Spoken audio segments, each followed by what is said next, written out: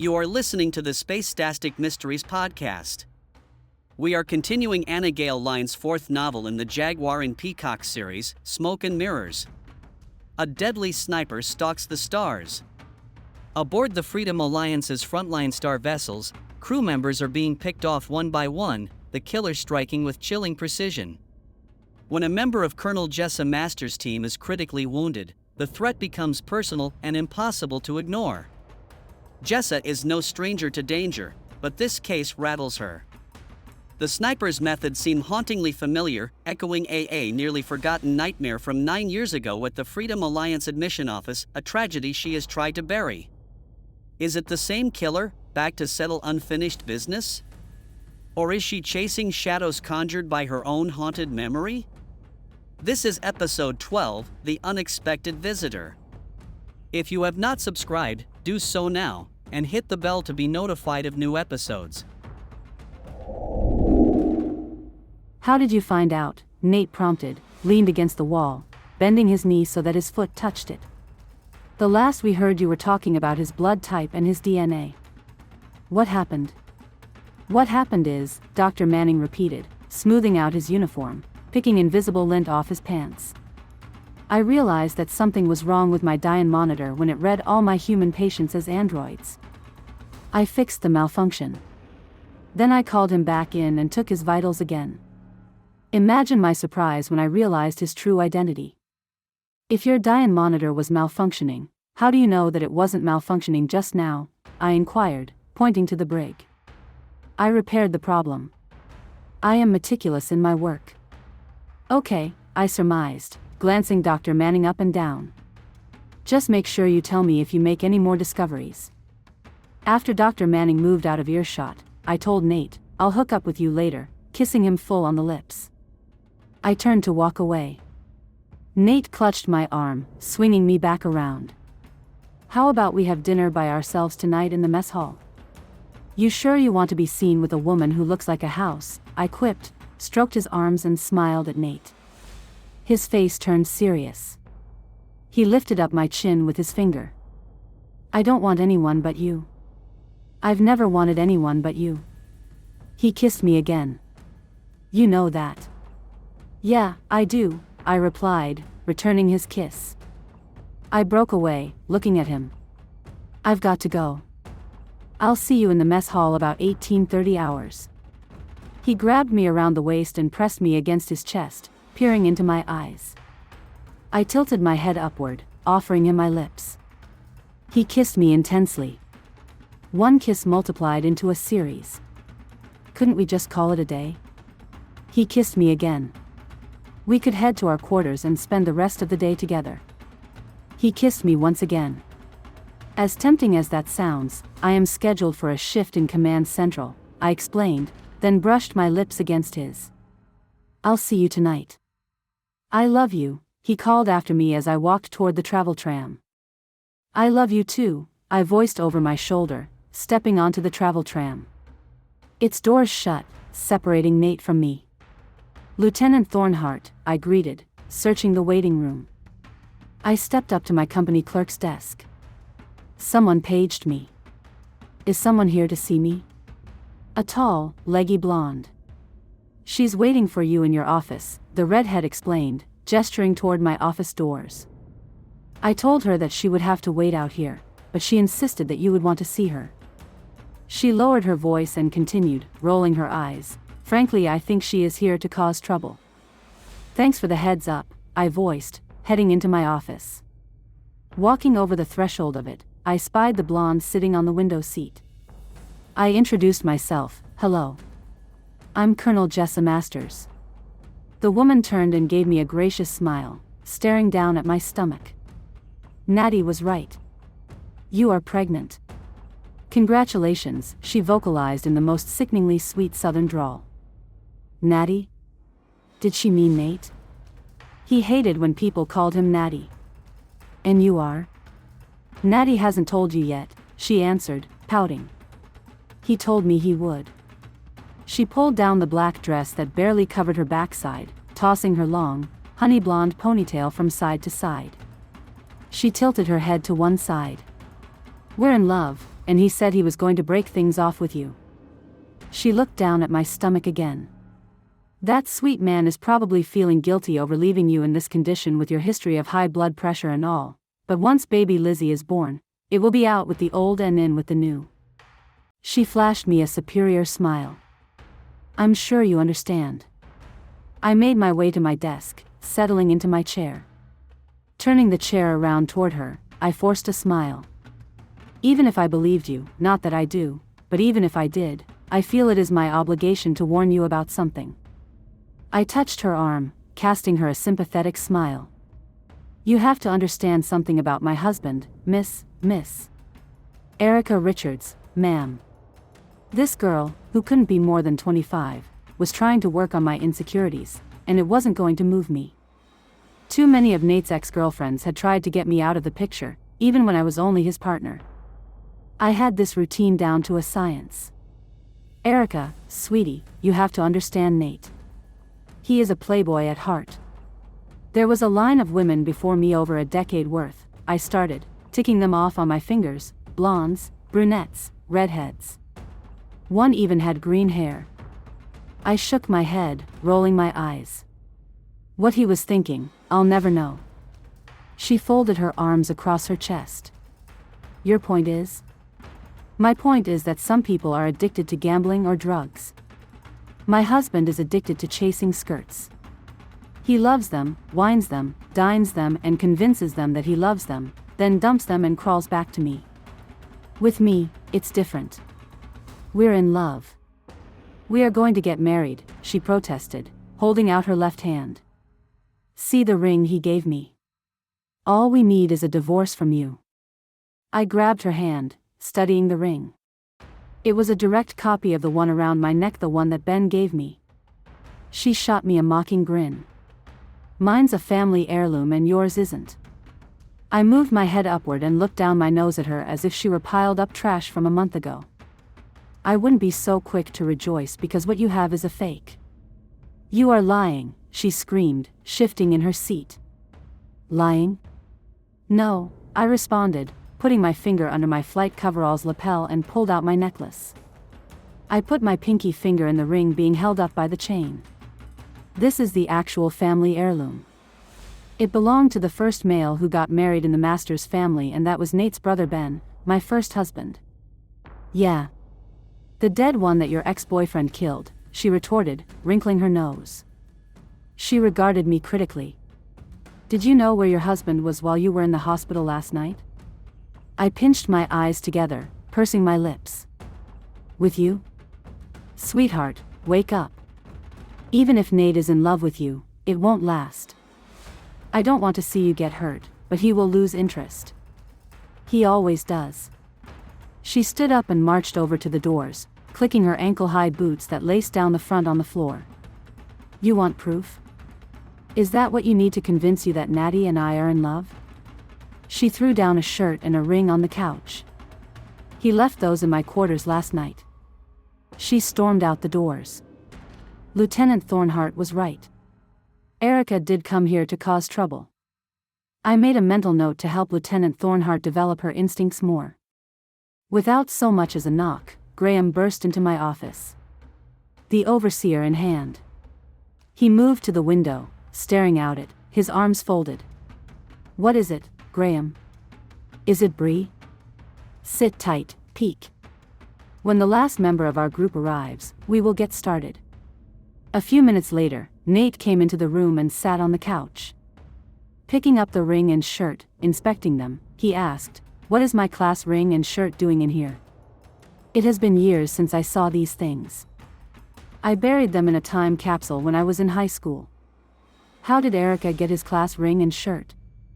Maybe these were duplicates? Unless she dug up the real ones. Somehow Miss Erica Richards didn't strike me as someone who liked to get her hands dirty. Leaning back in my chair, I grabbed the stylus I wrote on my Quan pad with and pointed it at Graham. What's this all about, Graham? It's about this, Graham announced as he swung around, holding up the overseer. He turned it on and programmed it to raise its screen from inside. I'm sorry, Peek. I never meant to hurt you, but I know you would want to know if someone was betraying you.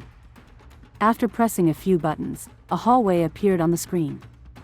A man and woman came into view, laughing. As the couple moved closer, I noticed the woman's blonde hair and short skirt.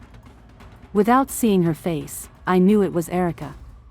She grabbed a dark-haired man and kissed him. He returned her kiss and moved his hand down her back. His hand traveled up and down her spine. He broke away from her embrace. My heart pounded and my pulse raced when his face came into full view. Dark hair, light brown eyes, chiseled features. The man looked similar to Nate, but somehow he seemed different. I couldn't quite put my finger on the difference. My heart felt as if it hit the floor. I've seen enough, Graham. There had to be some kind of explanation. Nate would not cheat on me no matter what. I think you are going to want to see the next part. Just bear with me, Graham answered, his eyes pleaded with me. I nodded. The dark-haired man ushered Erica into his quarters. When the doors slid shut, I could make out Colonel Masters on the door plate. There had to be a mistake. Trust your instincts, I remember Ben telling me. And my instincts told me that something wasn't right with this overseer footage. Graham turned off the overseer. He turned to me and said, "You know I would normally not get involved," settling onto the window seat, "but you are my best friends and," putting his hand on mine, "I don't want to see you get hurt." He glared back at Nate. I couldn't stand by and let you and that blonde, jaguar, play peacock for a fool. Her name is Erica, I provided for Graham, giving him a weak smile. You already knew, Graham prompted, looking me up and down, but how? Erica paid me a visit, I responded flatly, motioning to the couch. She came to drop off the ring and shirt from their alleged tryst last night. I am surprised you didn't run into her in the hallway. Nate jumped to his feet and sat in the chair to the left of my desk. Peek, you know me. I wouldn't cheat on you. I didn't cheat on you. You've got to believe me. His voice became high and hysterical with grief. The blood drained from his face, and it darkened with pain. I could see the tears streaming down his cheeks. I don't want to lose you. I love you. I leaned over and wiped away his tears with my thumb. God help me, but I do believe you. Trust your instincts, Angel. Everything and everyone isn't exactly as they seem. Ben's words kept playing in my head. Hello. What about the footage and the woman, Peek? Graham protested. I could feel the heat of his eyes on me. You aren't that naive. Nate grabbed my hand across the desk as I brushed his hair out of his eyes. I know it looks bad, but there has to be another explanation. I pressed my forehead against his. I told you. I believe you. I craned my neck to see Graham. The footage has to be doctored somehow, Graham, and Erica could have been paid. Some of the information she tried to pass off didn't sit right. Like, Nate and Graham prodded. Like she was waiting for me in my office after she paged me. She sat on the window seat in her barely there skirt and her long blonde ponytail. I began, leaning back in my chair, folding my hands over my stomach. She made a production of telling me that once the baby was born, Nate would dump me and marry her. Babies, Nate corrected. She said baby, I noted, glancing at Nate. She knew about my history of high blood pressure, which is funny because she mentioned that Nate and her were together last night, but if I was with her, how is it possible that I was with you in your hospital room until I went on duty this morning? Nate interrupted, rubbing the muscles in his neck, and I didn't find out you had a history of high blood pressure until this morning. And the ring. She sticks out her hand and there is this ring on it. She says that Jag gave it to her and says, and I quote, "Mine's the real family heirloom. Yours isn't." It was a copy of the ring I have around my neck, the one Ben gave me. Nate slapped the arms of the chair and rose halfway. That's it. I'm going to confront this girl. No one treats my wife like that. I wouldn't feel sorry for me, I cautioned, gesturing for him to sit. I pulled out Ben's ring and told her that her ring was the fake, which it is. What did she say then? Graham asked, obviously interested now. She went off on how my ex-boyfriend killed Ben, I replied, staring at the wall behind Nate at nothing in particular, wondering who was behind this and what, if anything, it had to do with the sniper shootings. She kept telling me how much she and Natty were in love. Natty, Nate exclaimed, cringing. The only person who ever called me Natty was my Aunt Flo. I always hated that name. I know. It sent up a red flag for me. Graham rose from his seat and headed to the doors as if he had decided something. Now that this is settled, Graham told us, I'll be going. I have to meet Bree. He looked at Nate. If Peek believes you, then I do too. Don't make me regret it. He exited the room. After a few seconds, Nate moved to the window seat, turning my chair around with his foot so that I faced him. Do you really believe me? I know the evidence looks damning. My lips inched into a smile. I trust you. Even when you dated all those women, you dated them one at a time. And if you showed that much consideration to women you barely knew, how much more consideration would you show to your pregnant wife? I expressed, tilting my head to gaze at him. I am not a jealous person. You know that. He moved my hair out of my eyes, brushing his lips against mine. Do you know how blessed I am to have you in my life? He kissed me again. You are the only woman I love, the only woman I have ever wanted. You don't need to keep reassuring me, I remarked, glancing down at my watch, 15-20 hours. I stood up. I've only got 10 minutes to change and grab my racket. Remy and I have a date. Nate jumped to his feet. So you and I are okay? I nodded, stepping into his open arms. We are fine. I put my arms around his neck and kissed him. I love you. I broke away from the embrace. But I've got to go. Dinner tonight in the mess hall. 18:30 hours.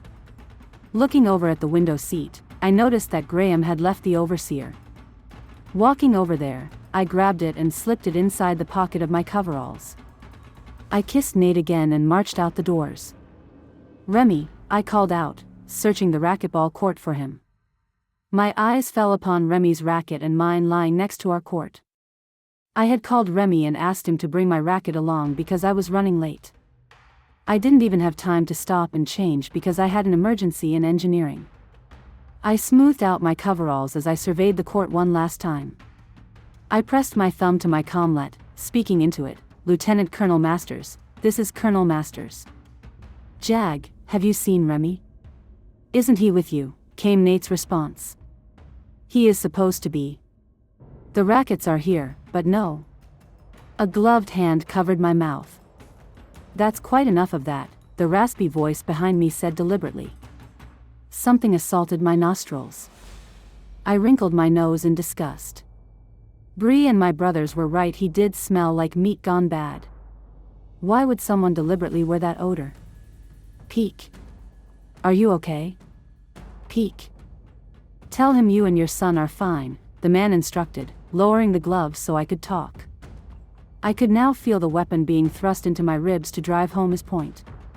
Pressing my thumb to my comlet, I answered, Nate, Remy and I are fine. I've got to run. Love you. I ended the transmission. Good, now, the man whispered in my ear, you won't feel a thing. I felt a needle prick my forearm. I started to protest, but my knees felt weak, the room spun and then I collapsed onto the floor and into the abyss of unconsciousness.